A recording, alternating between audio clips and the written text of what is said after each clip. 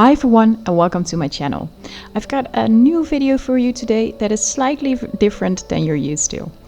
The reason for that is that since the whole stay-at-home thing happened with Corona, I started drawing. And at first I started using watercolor, but then quickly I found out that I also really like pastel. So now, after a few weeks, I'm doing commissioned art.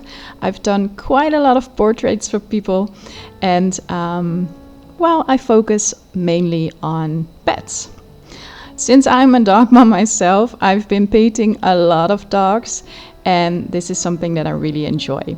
The reason that I'm creating a video for you guys is that I've asked you on my Facebook page if you would be interested in videos showing you how I draw and how I paint my paintings. So there was a lot of interest for these type of videos, so that's the reason why I'm doing this one. So this video will be a little bit sped up, since I'm not that experienced with painting yet. I tend to take my time and I don't want to bore you with too many layering, too many color experimenting.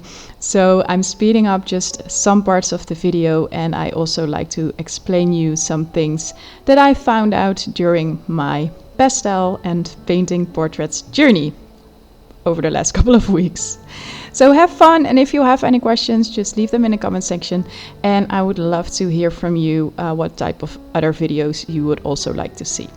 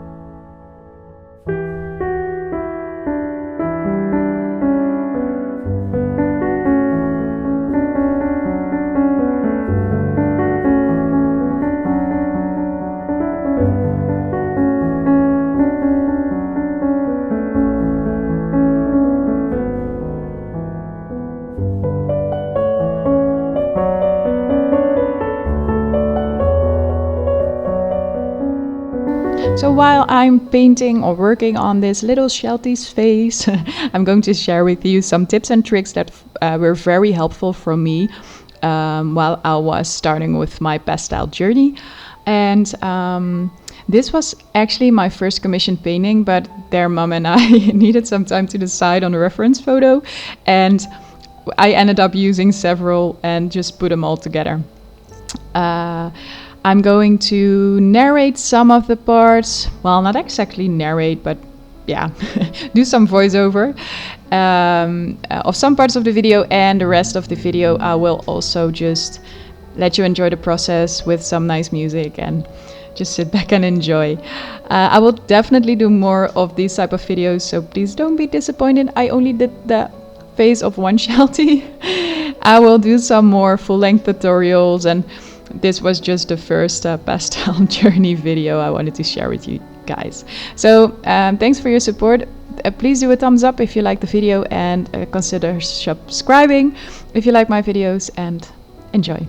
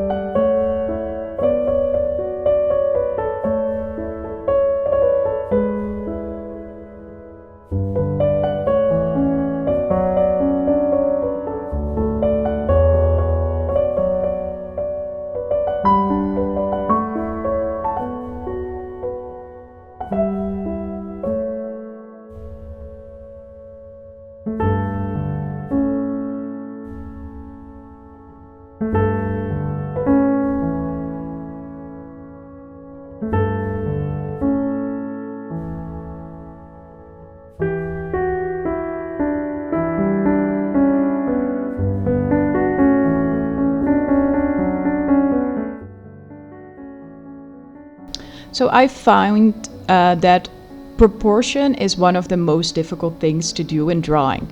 So if you just start with drawing and you have the dream of creating really photorealistic paintings, and you really want to focus on painting with watercolor or pastel or whatever medium you are going to use, I would definitely recommend you to think about tracing your photographs.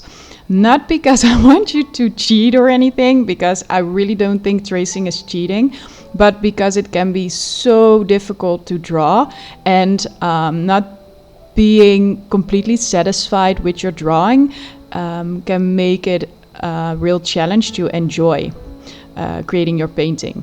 So if you really have the focus and really have the desire to create beautiful paintings, and you're going to use a different medium or than only graphite pencil, I would probably recommend you to trace, just because it's easier, and you don't have to sit down for hours and hours on end before you are satisfied with your drawing, and you can immediately start teaching yourself to use the mediums that you desire.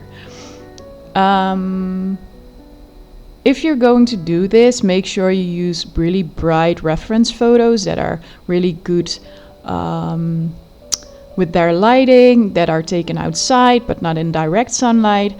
And especially with drawing animals, it's really essential to have some reflection in the eyes, so that is something that you really need in your reference photo.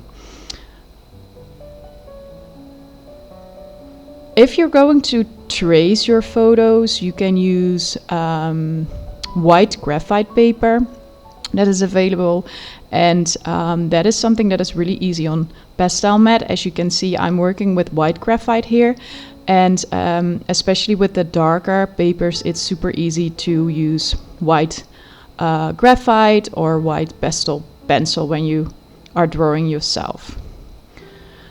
So I'm most of the time using my reference photos only for the proportion of the dogs, so I don't have like really big ears and really small eyes.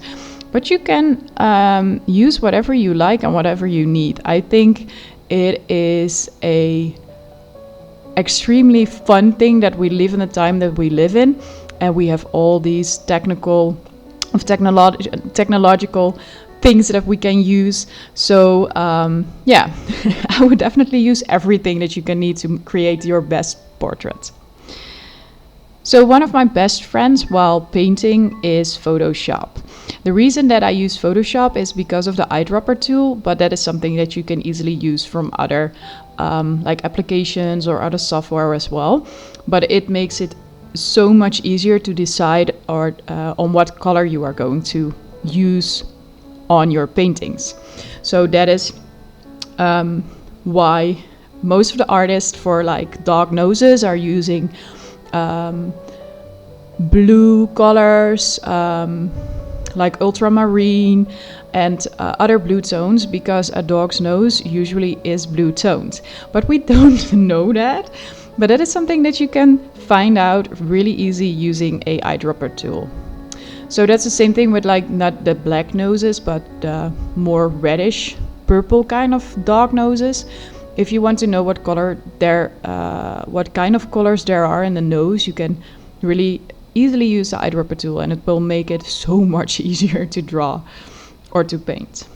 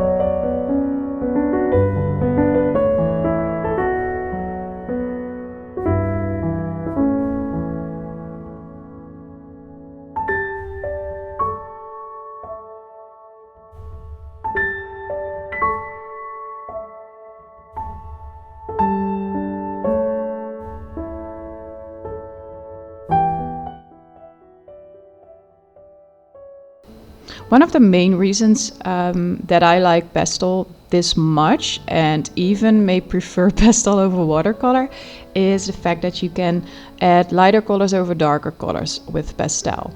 If you are painting with, so to say, watercolor, you really need to think about your highlights first, because you need to isolate your highlights. Otherwise you will paint over them and you can't use them anymore. Or you're going to be like me and use a lot of white paint. That's a secret. But yeah, you can easily add your highlights onto darker colors with pastel. One of the most important things, if you're going to do that, is the right paper. I myself only painted on Pastel Matte by Clairefontaine, but I'm also going to use the Velour by Hannemühle. Hannemühle? It's a German brand, I think. And that is something that I'm going to try. So I'm not sure what I think about it. And I think it has a little bit like the same type of paper that Pastel Matte is. So they come in different colors, and while deciding on your color paper is a really different story. So I'm going to do another video on that later. The thing is, with these papers, they have a little tooth, and it's kind of, your paper has this texture, and when you're working with pastel and you're smudging the pastel, you're actually pushing the pastel into the paper, so you'll be able to add another layer on top of the pastel. So that is why you really need good paper.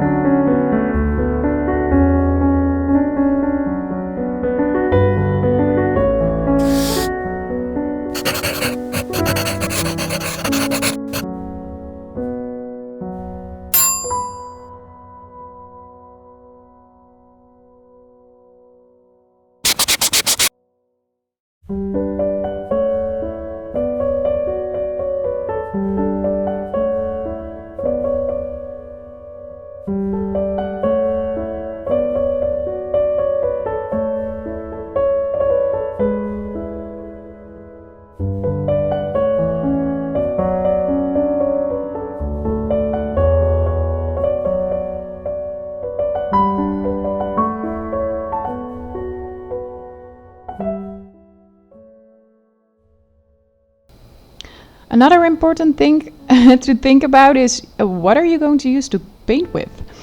So you have a couple of choices of type of materials. So you can use pencils, pastel pencils.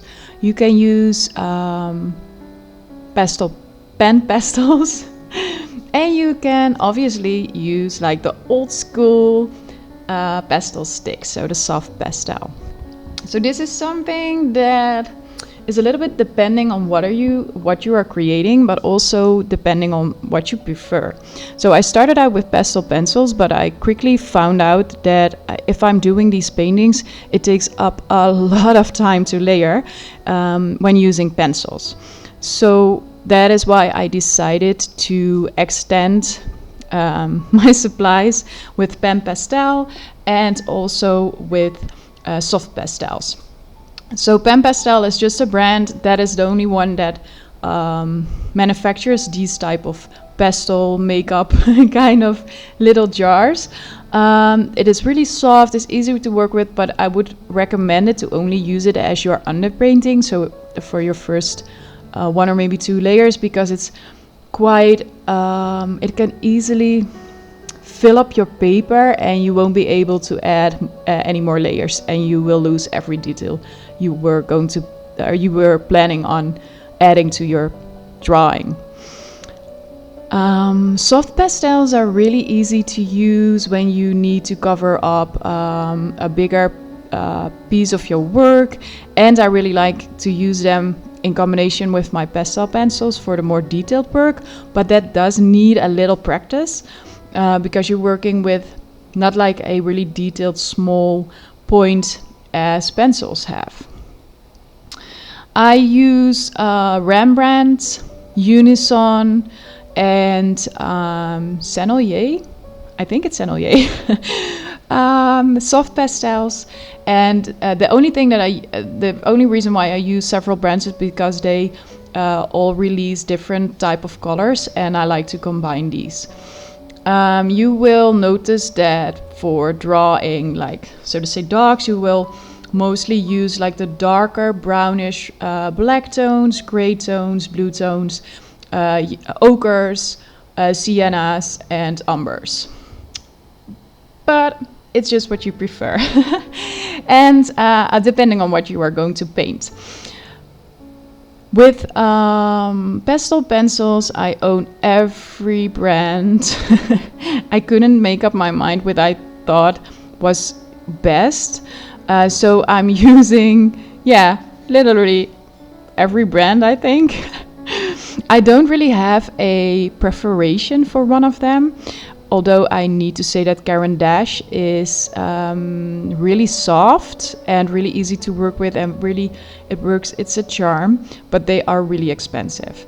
So I almost cried when my first point broke, and that is something that is a little bit painful when you're using really expensive pencils. I also use Carbatello. That is what I started with, and I really like Carbatello. They are the perfect mix between soft and detailed work, and I really like the way they draw, the way they paint. So with this dog, I started by creating the eyes and the nose. That is something that I immediately started doing when I started painting portraits, because knowing how the eyes will end up and knowing how the nose will look makes it more easy for me to decide on the rest of the dog. So creating almost finished eyes for me is super important, because otherwise I will definitely mess up everything on my painting. That is something that you should try out. I know a lot of artists that like to work from the left corner because they are right-handed, from the left upper corner to the right corner at the bottom, just because of the risk on smudging.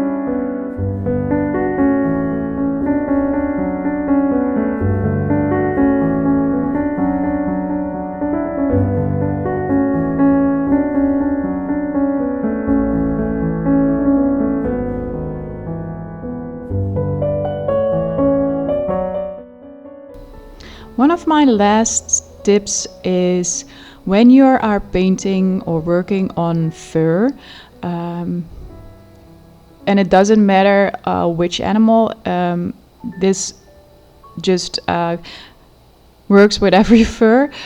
Don't try to paint every little hair, because you will end up working on a painting for hours, maybe days, maybe even weeks, and you don't want that. It's fun to paint, but you need to finish at one time.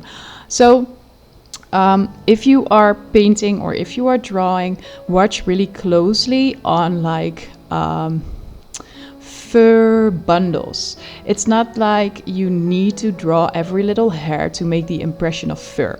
So the thing where I learned the most around this theme or this topic was zooming in on other people's paintings, just to see where they add hairs, so I could learn from that.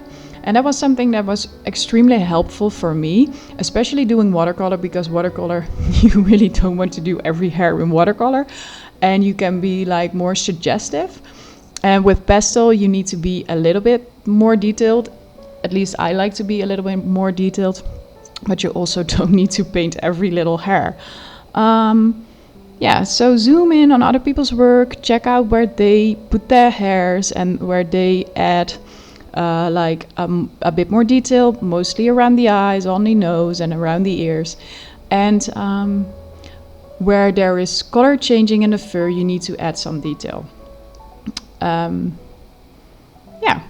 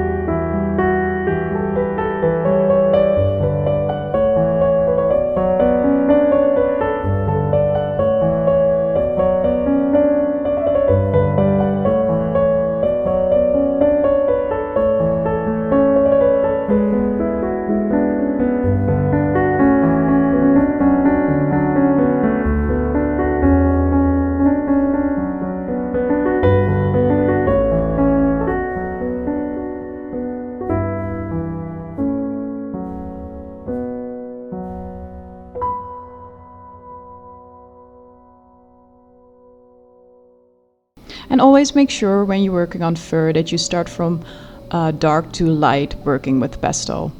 I'm super when somebody tells me that and I'm like, no, I want to work from light to dark. That is something that I would definitely do. But I found out that dark to light is easier. So please do whatever you like. But I found out that if you work from light to dark, it's super difficult to get the right shadows. Your shadows stay very light, and the color just doesn't really look that bright and that contrasted, and it's more a bit pale and a bit muted. So yeah, if you're going to work on your pastel, maybe even if you've done a few paintings already, or maybe a lot more, please experiment with dark to light. For me, it was like an epiphany. I thought, oh, that is why my pastel paintings are a little bit dull. So yeah.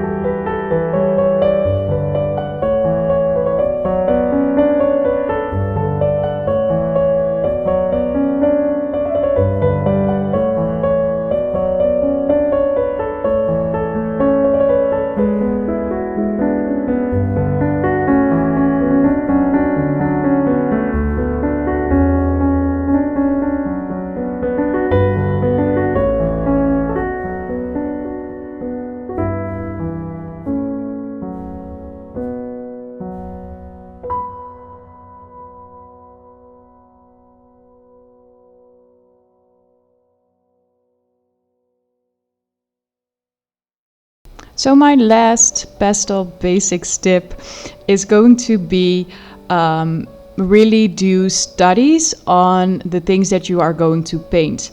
So with the dogs, taking as an example, you start by checking out how their eyes look and how their nose look, but also where their fur is going. So you always need to paint or to draw into the direction of the fur.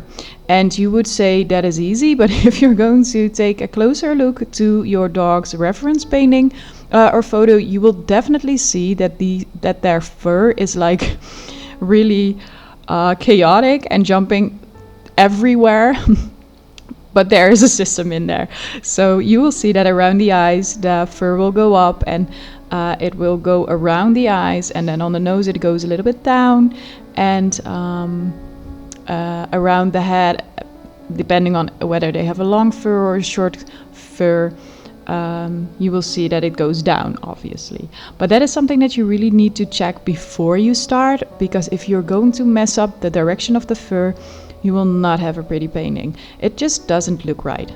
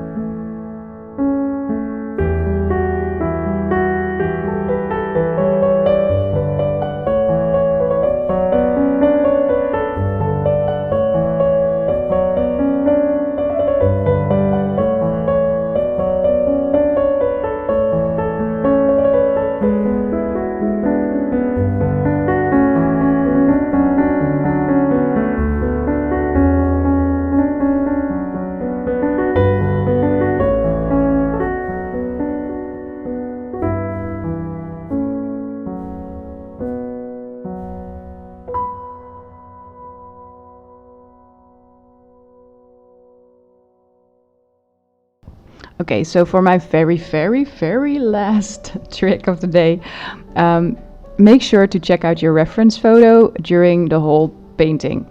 Not only at the beginning when you draw, but make sure to check it every time that you put your pencil down or put your soft pastel down, or make sure you're on the right track, that you're using the right color, and don't feel tricked into wanting to work too fast and trying to improvise with where the hair goes, because especially when you just start painting, it just doesn't come that natural. It isn't like a very logical thing, especially not the fur of a dog. So make sure to check the reference photo every time, and that way you will definitely going to draw a very realistic dog.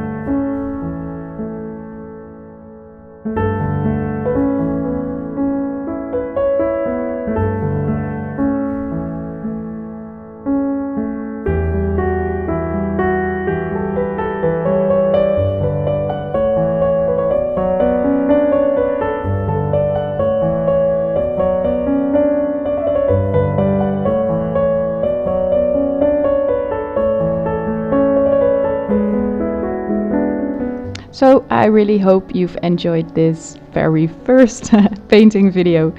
And if you have any questions, leave them in the comments section below the video. If you like this video, please consider subscribing to my channel and then hit the bell icon so you get a notification when I upload something new. And make sure to check out the description box below to learn a bit more about the materials that I've used.